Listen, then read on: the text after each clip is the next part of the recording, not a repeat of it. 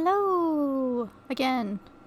I'm here with another wrap up, and this one was actually timed correctly for the month. I finished 5 books this month. A couple were spooky, others were not, but that's okay. You could read whatever the heck you want, no matter the time. So let's get started. The first book is Dark Rise by C.S. Pacat. The ancient world of magic is no more. Its heroes are dead, its halls are ruins, and its great battles between light and dark are forgotten. Only the stewards remember, and they keep their centuries-long vigil, sworn to protect humanity if the Dark King ever returns. 16-year-old Dockboy Will is on the run, pursued by the men who killed his mother. When an old servant tells him of his destiny to fight beside the stewards, Will is ushered into a world of magic where he must train to play a vital role in the oncoming battle against the dark. As London is threatened by the Dark King's return, the reborn heroes and villains of a long-forgotten war begin to draw battle lines, but as the young descendants of light and dark step into their destined roles, old allegiances, old amenities, I don't know how to say that word, and old flames are awakened. Will must stand with the last heroes of the light and to prevent the fate that destroyed the world from returning to destroy his own. This was a 9 out of 10 for me. To be honest, I didn't process a goddamn thing in this book until about halfway. Like, I remember what happened for the most part, but I didn't process it. I don't know why. I literally was just like gone.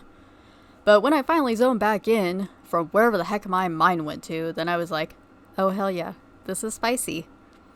The pacing was kind of jumpy and it was throwing me off a little bit, and I think that's maybe why I was zoning out.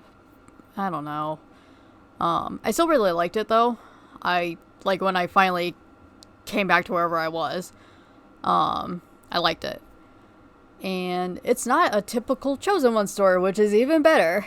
So you'll be kind of disappointed if that's what you think it's going to be, because that's how it seems like at first. Like, that's what I generally thought, and that may be another reason why I was zoning out. Because I'm like, oh, it's a typical Chosen One story.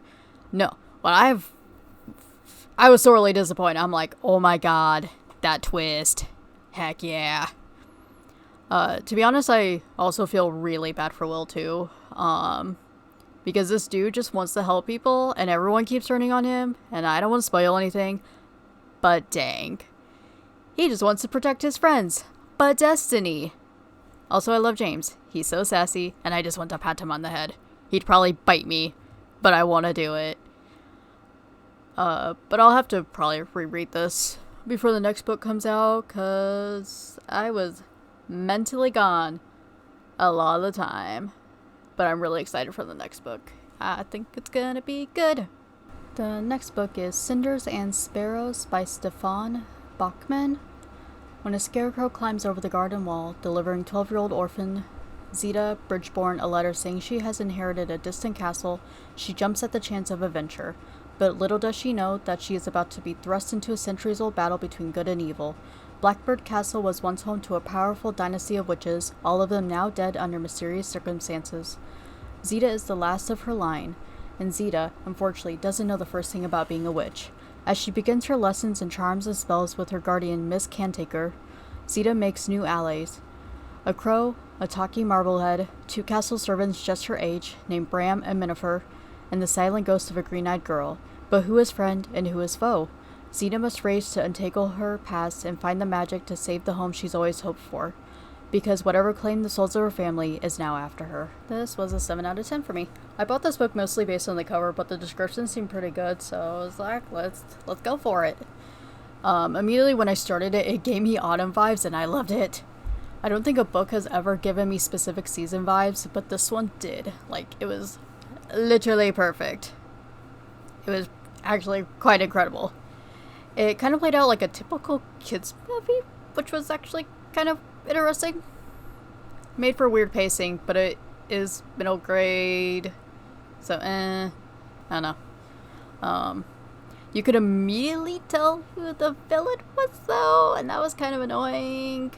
But I was hoping it'd be like, oh, this person is totally quotations the villain, but oh, joke's on you with somebody else, but unfortunately not, and that's totally okay. Not gonna spoil it, but I mean, you'll know.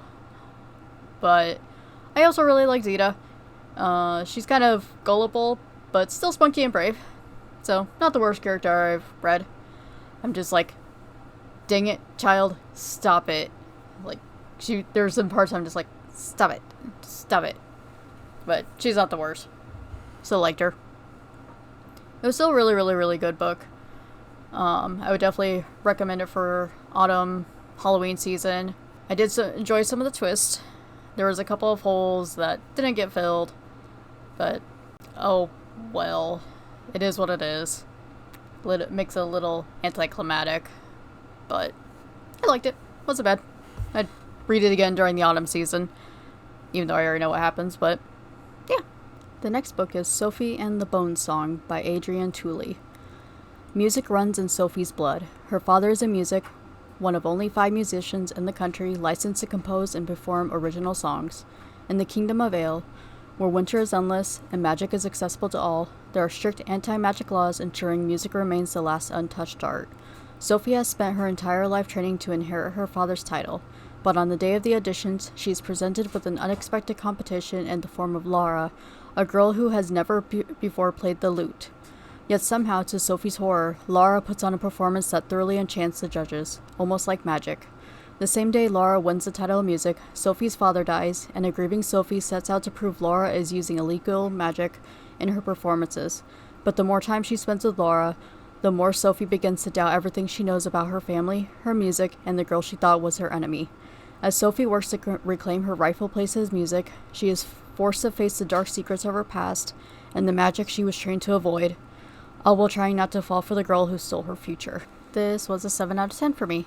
The author clearly loves and understands music, which is what really drove this book. I could feel the love and passion for music. I could relate to Sophie, who tortured herself for her art instead of loving it for what it is. Love of creating. I have a hard time putting down my walls to just have fun with something I've worked hard to become okay at. I draw for fun, not to be professional. I understand wanting to show it to the world and not being able to because I'm either being blocked by myself or the internet algorithm. It's really frustrating, but this was beautifully written. I wasn't sure I was going to like it at first because Sophie's egotistical attitude was irking me, but it got way better when the mystery started. I also think there could have been more of Lora and Sophie on the road to felt their romance more, but they were still very cute together, and their connection and feelings felt real and genuine. Also, what happened with Laura's fiance? That was my first thought when I finished it. There were a few other holes, and the world building could have been better fleshed out. There we go. Can't think. It's a standalone though, so that's fine. I can just kind of be like, kind of annoying, but Also, I love the honesty of the book. A lot of books will gloss over, like, blatant abuse, but Laura was like, Sophie, that's abuse. And Sophie was like, what? No! Like, please listen to Laura. She's a sweetheart. Like, she's such a good person. Like, I genuinely would have been surprised if she, like, was the villain, but she's not. They kind of make you sound like, or kind of makes it sound like she's going to be, but she's not. It really wasn't obvious who the villain was, to be honest, but then it started making more sense. But yeah, I liked it. I just liked what it was about, but it definitely could have been better. So yeah, would recommend. The next book is Thistlefoot by Gennarose Nethercott.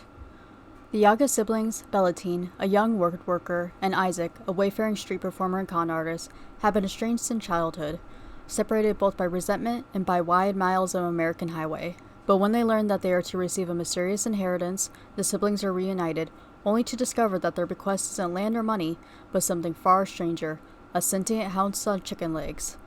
Thistlefoot, as the house is called, has arrived from the Yaga's ancestral home in Russia, but not alone.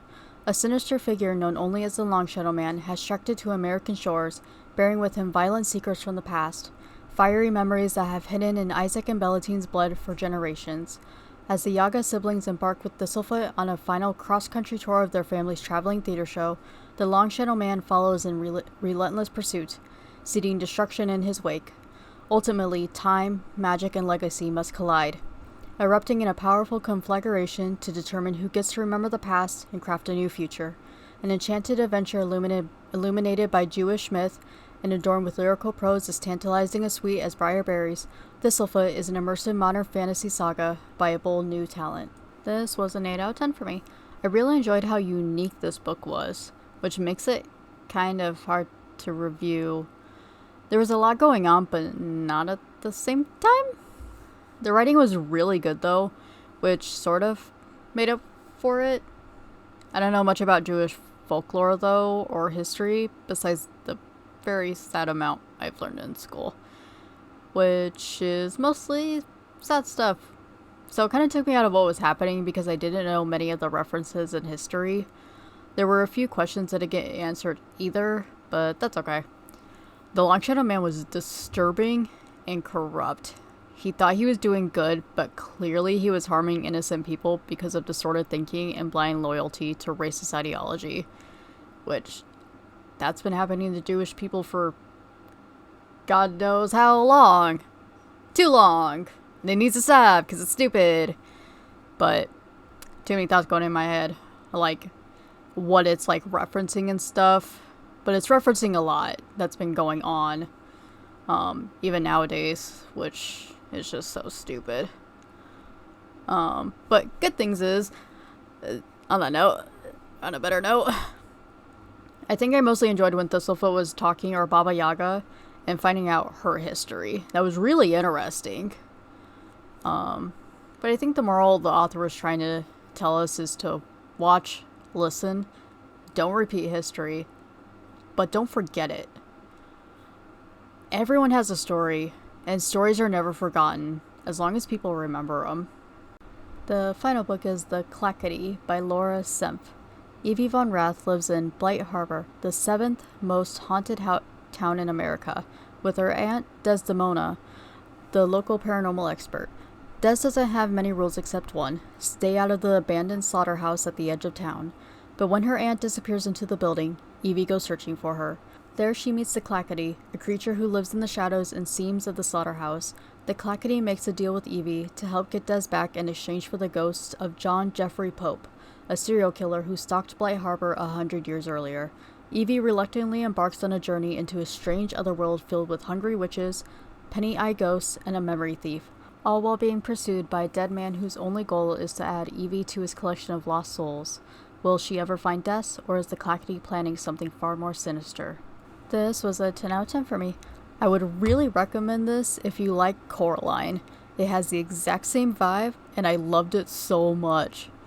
The difference was, though, that Coraline was fairly brave and collected despite what was going on, and Evie wasn't. She has panic attacks because of what happened with her family, and so she falters often. And that's okay, it's real. I mean, she's a young kid. But she was still very brave because she had to be, because she has someone to protect. And sometimes you just gotta do it, and it's so hard. And I think the author really did a good job with that. Like, I felt her panic, and I've had panic attacks before, and this was so very well written, like, for that. This book was also, like, super creepy, and it was really unique too. Like, I know I compared it to Coraline, but like, the plot wise and the other world and stuff was really, really unique. I thought that was really cool. The art's also amazing. Gosh, I forgot his name. I know it's Alfredo something, but he's a good artist. I like it. And luckily, it looks like the author will be writing more within the world of Blight Harbor, so I'm super excited for more, because, it looks like the Clackity will come back, it seems like, and there's the mystery of her parents. So, we shall see, but sadly the book came out this year, which I didn't realize. So, it'll be a while before the next book comes out. But that's okay. I will be excited when it does. And that's everything for October. I technically also reread The Search for Wanla by Tony DiTerlizzi, but I want to finish the series before I talk about it, so that'll be at some point because it takes me forever to finish series. I still need to finish the 5th season series. I just gotta finish the last book, but I'll get there eventually. But I have no idea what I'm gonna be reading next, but I have a couple ideas. But I'm a mood reader, so I never know what I'm gonna read. I'm just like, this sounds good. Okay, let's go. But thanks for watching, though. Let me know what you read in October. Happy reading.